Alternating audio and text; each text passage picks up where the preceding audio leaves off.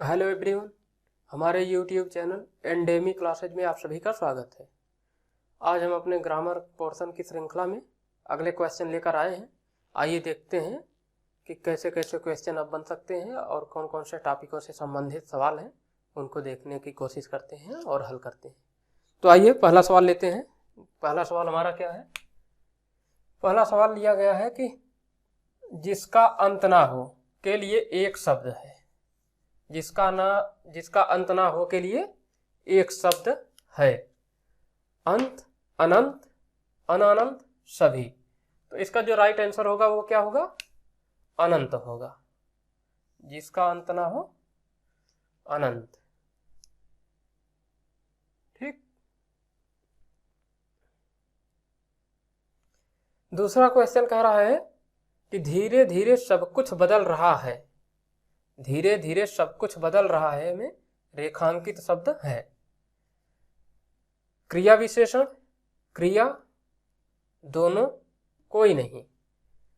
तो ठीक, तो यहां पे जो कहा जा रहा है कि धीरे धीरे सब कुछ बदल रहा है, तो धीरे धीरे जो है ये क्या है? धीरे धीरे ये है क्रिया विशेषण। और बदल रहा है जो ये क्या है? ये क्रिया है। अर्थात क्रिया विशेषण किसे कहते हैं? क्रिया विशेषण वो हैं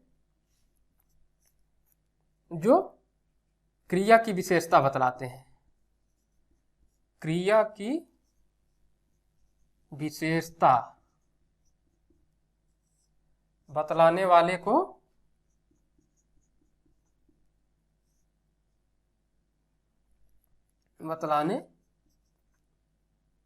को क्रिया विशेषण कहते हैं। क्रिया विशेषण कहते हैं। ठीक, तो इस तरीके से जो धीरे धीरे है ये क्या है? ये क्रिया विशेषण है। सब कुछ बदल रहा है, तो यहाँ बदल रहा है वो क्या है? क्रिया है। तो इस तरीके से जो हमारा राइट आंसर होगा वो क्या होगा? सी सही होगा। दोनों सही है। अर्थात धीरे धीरे क्रिया विशेषण है और बदल रहा है ये क्या है? क्रिया है। आइए अब देख लेते हैं कि संवाद में उपसर्ग है। संवाद में उपसर्ग है, तो पूछ रहा है कि संवाद में कौन सा उपसर्ग लगा है। तो आपको हम बताए थे कि सबसे पहले होता क्या, कोई भी शब्द जब क्लिष्ट हो तो उसको तोड़ दो, विच्छेद कर दो उसका। अगर आप विच्छेद कर ले गए तो ये मानकर चलिए कि आधे से ज्यादा सवाल आपने हल कर लिया। तो जैसे इसका मूल शब्द क्या है? तो मूल शब्द है वाद। अब वाद है तो वाद में जुड़ा क्या है? अब समस्या यह है कि यहां पर ये भी सम दिया है हलंत के साथ, ये भी सम है और ये भी है, ये भी है। तो यहां पूछा जा रहा है कि इसके साथ क्या जुड़ेगा। तो जो जुड़ेगा उपसर्ग में हो, क्या होता है? उपसर्ग जो है वो शब्दों के पहले लगता है, आपको बताए ही है। और उपसर्ग क्या होते हैं? शब्दांश होते हैं, अर्थात शब्दों के अंश होते हैं।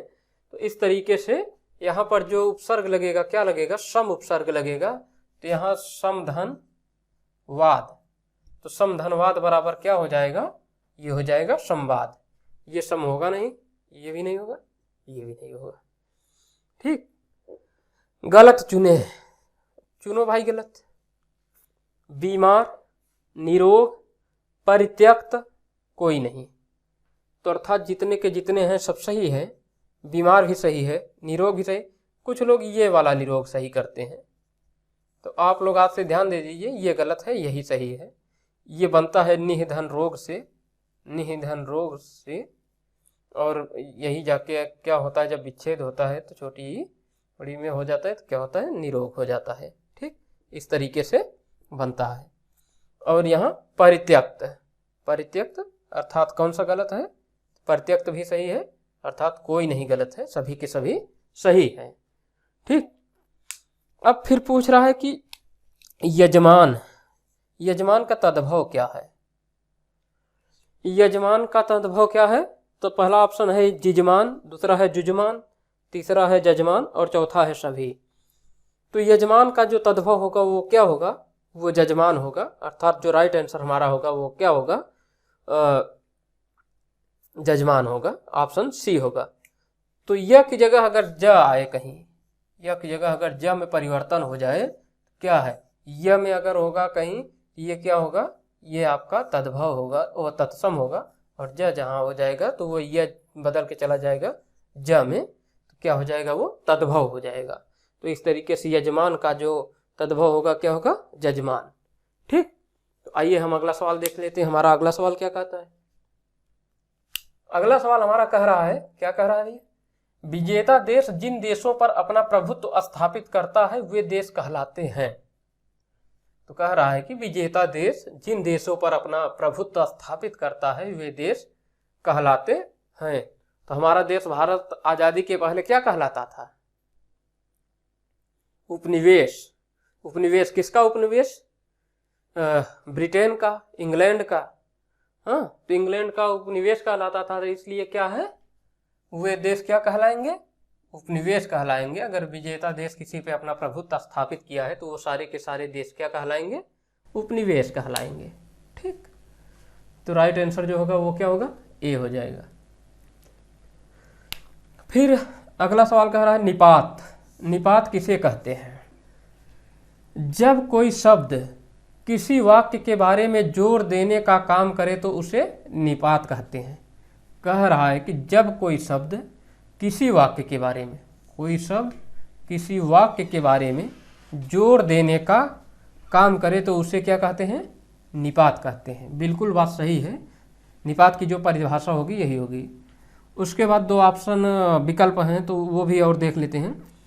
बस इतना ही काफ़ी है में ही निपात है।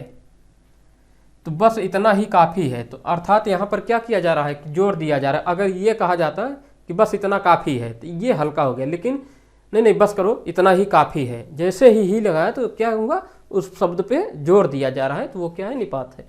फिर दूसरा कह रहा है कि फिर मैं भी जोर लगाता हूँ, मैं भी निपात है।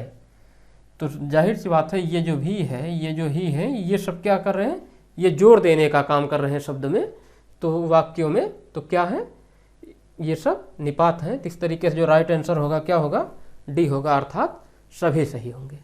ठीक, उसके बाद फिर क्या कह रहा है, नेक्स्ट क्वेश्चन, जो सिर्फ संकेतों में समझी जाती है उसे कहते हैं, जो सिर्फ संकेतों में समझी जाती है उसे कहते हैं। मूक भाषा, सवाक भाषा, दोनों, कोई नहीं। तो भाई मूक भाषा इसको कहते हैं। सवाक भाषा तो बोली जाती है, बोलने वाली बात है। ठीक, उस दिन लास्ट वीडियो में हम आपको समझाए थे ना कि मूक फिल्म, पहली मूक फिल्म कौन थी, राजा हरिश्चंद्र। इसके निर्देशक और निर्माता कौन थे, तो इसके निर्देशक निर्माता थे, कौन थे बताइए, दादा साहब फाल्के। और पहली सवाक फिल्म कौन थी, जिसके निर्देशक कौन थे, अरदेशी ईरानी, आलम आरा। ठीक, तो इस तरीके से इसको भी याद रखिए।